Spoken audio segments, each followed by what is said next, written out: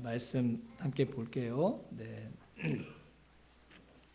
우리 유치부 친구들, 1학년 친구들 고마워요. 네. 지난 한 달만 하는 줄 알았더니 한 주 더 한다 그랬더니 그러더라고요. 네. 나중에 이 아이들에게 엄마 아빠랑 함께 예배드렸던 그때가 가장 따뜻한 시간으로 기억될 줄로 믿습니다. 이들에게 힘든 시간들이 찾아올 때 그렇게 예배하면서 엄마 아빠가 힘을 얻으셨지, 이런 고백들을 하게 될 줄로 믿습니다. 예수님께서 꼭 하고 싶으셨던 말씀, 그리고 꼭 제자들에게 알려주고 싶으셨던 예수님의 계획, 뜻이 있었는데 그 얘기를 할 수가 없었어요. 왜냐하면 그 얘기를 들을 만한 제자들이 아직 준비되지 않았고 사람들의 마음이 준비되지 않았기 때문입니다. 근데 오늘 우리가 읽었던 말씀에 보니까 이때로부터 예수께서 자기가 예루살렘에 올라가 장로들과 대제사장들과 서기관들에게 많은 고난을 받고 죽임을 당하고 제3일에 살아나야 할 것을 제자들에게 비로소 나타내시니 그러셨어요. 예수님이 왜 이 세상에 오셨죠? 우리를 대신해서 고난 받으시고 죽으시기 위해.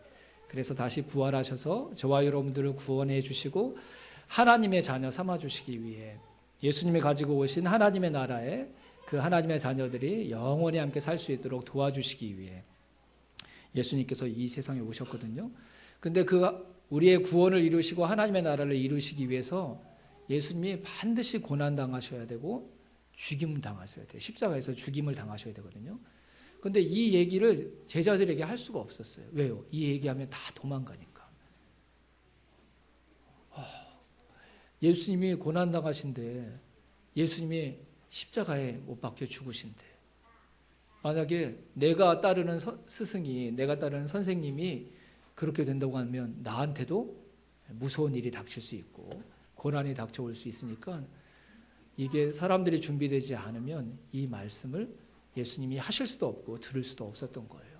근데 비로소 예수님이 이 말씀, 이 속에 감춰 놓으셨던, 그리고 예수님이 왜 이 세상에 오셨는지, 이 세상에 오신 그 진짜 이유, 그 이유를 비로소 예수님께서 말씀하셨다는 거예요. 근데 언제 예수님이 그 말씀을 하셨어요? 그래서 21절이 이때로부터라고 그랬어요. 이때로부터. 따라해 봅시다. 이때로부터. 세 명 안 했네. 다시. 이때로부터. 옳지. 네. 그러면 이때가 언제일까요? 이때가 언제인데 예수님이 그동안 말씀하고 싶으셨는데 말씀하실 수 없는 예수님의 속마음을 예수님께서 비로소 말씀하기 시작하셨을까요? 이 앞에 있는 내용이 뭐냐면요, 예수님의 제자들, 특히 베드로 사도가 예수님을 향해서 이런 신앙 고백을 해요. 주는 그리스도시요 살아계신 하나님의 아들이십니다. 아멘. 아멘. 주는 그리스도시요 살아계신 하나님의 아들이십니다. 이 신앙 고백을 했을 그때 예수님께서 비로소 예수님의 마음속에 있었던, 예수님이 왜 이 세상에 오셨는지, 예수님이 이제 이후로 고난당하시고 죽임을 당하셔야 될 그 일을 제자들에게 말씀하기 시작하신 거예요. 예수님의 제자들이 예수님을 향해 주는 그리스도시요 살아계신 하나님의 아들이십니다, 이 고백을 했던 이 사건이, 이 고백이 있고 난 뒤에 예수님께서 드디어 속에 있는 말씀을 제자들에게 하기 시작하셨다는 거예요. 그러면 베드로 사도가 고백했던 이 신앙 고백이 무슨 의미인 줄 아세요, 여러분? 신앙 고백의 내용도 중요하지만요, 여러분 앞에 성경 말씀 읽어보시면 그 베드로의 고백이 있고 난 뒤에 예수님께서 이렇게 말씀하셨어요. 그것을 네가 알게 하신 분은 하나님 아버지시다. 하늘에 계신 하나님의 아버지께서 그것을 알게 해주셨다. 이렇게 말씀하셨어요. 베드로가 열심히 공부해서 안 게 아니라요, 하나님께서 베드로, 예수님의 제자 베드로가 그것을 알 수 있도록 하나님께서 도와주셨대요. 지혜를 주셨대요. 눈을 열어주셨대요. 그 전까지 예수님 가까이 예수님을 따랐던 사람들은 다 자기의 눈을 가지고 살았어요. 그래서 예수님을 보면서도 예수님이 진짜 누구신지 모르고 예수님을 따른 거예요. 요 정도는 알았죠. 배고플 때 도와주세요 그러면 나한테 빵을 주시고 밥을 주실 수 있는 분. 아플 때 저 좀 도와주세요 그러면 내 몸을 고쳐주실 수 있는 분. 하지만 예수님이 이 세상에 가져오신 더 큰 것, 더 좋은 것들을 바라볼 수가 없었어요. 왜요? 아직 자기의 눈을 가지고 있었기 때문에. 그래서 나한테 뭔가 도움이 될 것 같아서 예수님을 따라다니지, 예수님이 정말 이 세상에 왜 오셨고 그분을 따르는 제자로 살아간다는 게 무슨 의미인지 알고 따라갔던 게 아니에요. 근데 하나님이 그 베드로의 눈을 열어주셨어요. 베드로가 가지고 있는 그 눈으로만 예수님을 보는 게 아니라 하나님의 눈으로, 하나님의 지혜로 예수님을 바라볼 수 있도록 하나님께서 도와주신 거예요. 그랬더니 예수님이 어떻게 보였어요? 배고플 때 빵을 주실 수 있는 아저씨, 아플 때 도와주세요 그러면 나를 고쳐주실 수 있는, 몸을 고칠 수 있는 의사, 이게 아니라 주는 그리스도시요. 그리스도라는 말이 무슨 뜻이에요? 나를 죄로부터 건져주실 수 있는 메시아이시요. 또 뭐라고 그랬어요? 주님이 바로 하나님의 아들이시요 하나님이십니다. 이렇게 고백했던 거예요. 자기의 눈이 아니라 하나님의 주신 눈을 가지고 예수님을 바라보기 시작할 바로 그때 예수님께서 예수님의 속마음을 제자들에게 드러내 보이신 거예요. 정말 제자들에게 하고 싶으셨던, 내가 왜 이 세상에 왔는지, 그리고 내가 지금 어디로 가야 되는지를 말씀하셨던 것이죠. 우리는 하나님이, 예수님이 우리의 마음을 알아주기를 원해요. 하나님과 예수님이 저와 여러분의 마음을 알아주실 줄로 믿습니다. 그런데 여러분, 더 중요한 게 있어요. 우리의 마음, 내 마음을 하나님이 알아주셨으면 좋겠습니다. 이 고백을 하면서 우리도 하나님의 마음을 아는 자가 되어야 될 줄로 믿습니다. 예수님의 마음을 아는 자가 되어야 될 줄로 믿습니다.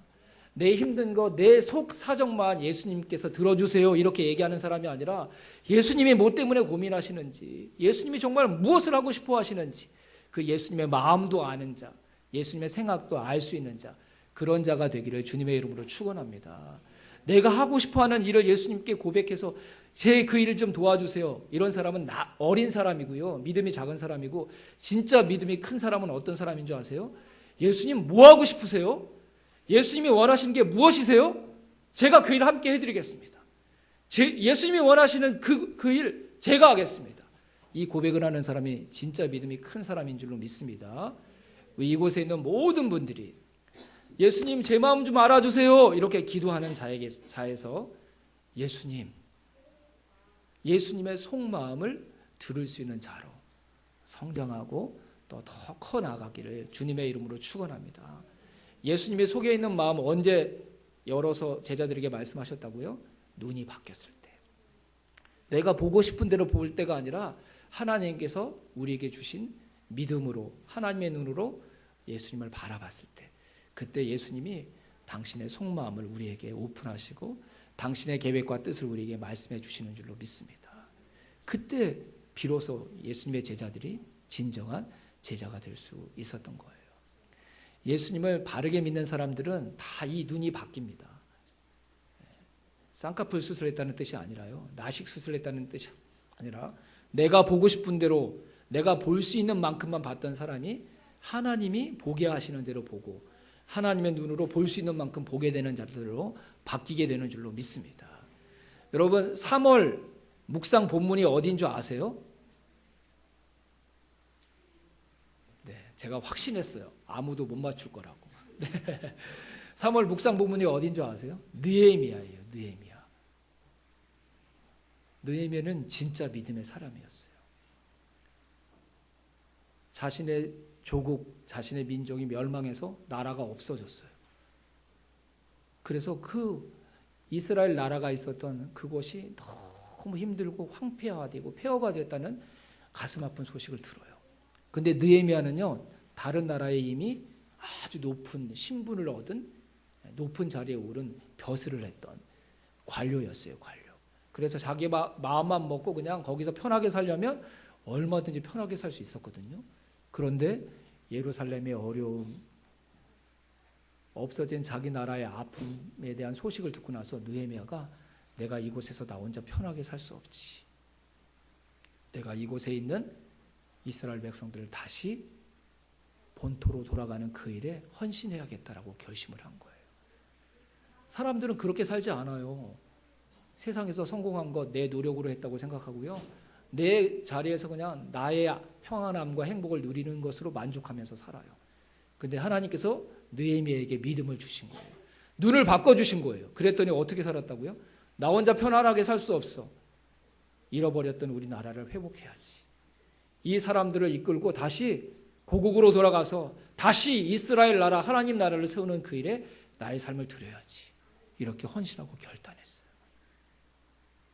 그래서 편안한 자리를 포기하고 그 힘든 고생의 길, 하지만 하나님께서 하나님의 말씀을 이루실 수 있는 그 길을 선택해서 갔던 거예요. 저와 여러분의 눈이 하나님이 주시는 믿음의 눈으로 바뀌어지기를 주님의 이름으로 축원합니다. 그래서 정말 예수님을 사랑하고 예수님을 바르게 믿는 사람들은 나만을 위해서 살지 않아요. 그렇게 살 수 없어요. 왜요? 눈이 바뀌기 때문에. 사람들이 보는 것이 보이는 게 아니라 하나님께서 보게 하시는 것이 보이니까요. 나만을 위해서 살 수 없어요. 우리의 행복을 위해서 살아가는 자로 바뀌게 되는 것이죠. 여러분, 3.1절이 뭐 하는 날이죠? 3.1절. 승재야, 3.1절이 뭐 했던 날이야? 학교 쉬는 날. 3.1절이 뭐 했던 날이죠? 3.1절 하면 누가 생각나요?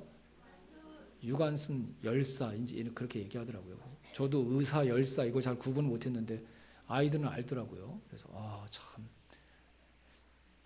여러분, 3.1운동이 일어난 지 100주년 된 아주 뜻깊은 해였는데요.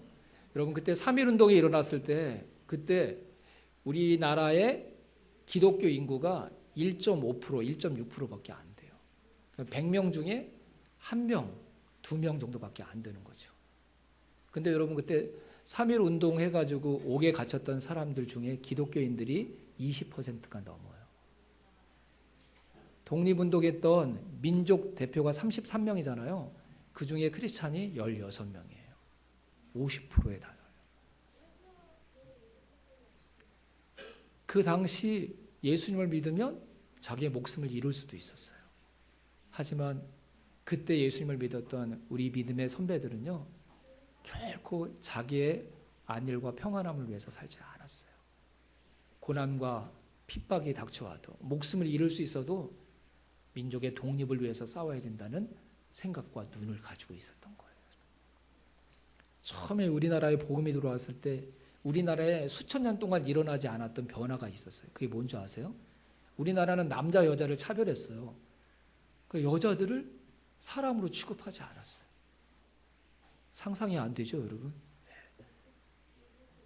근데 복음을 받아들였던 사람들이 남녀의 차별을 없애는 일에 앞장섰어요. 그 여자분들을 위한 학교를 세우기도 했어요. 또요, 양반, 또 노예, 종들 이런 신분의 차별이 있었는데 그걸 없애려고 노력했어요.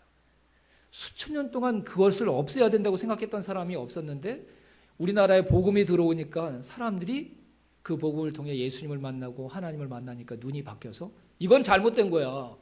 어떻게 남자 여자의 차별이 있을 수 있어?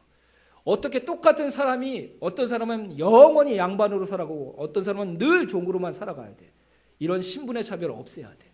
이런 일을 앞장섰던 사람들이 다 예수님을 믿는 사람들이었어요.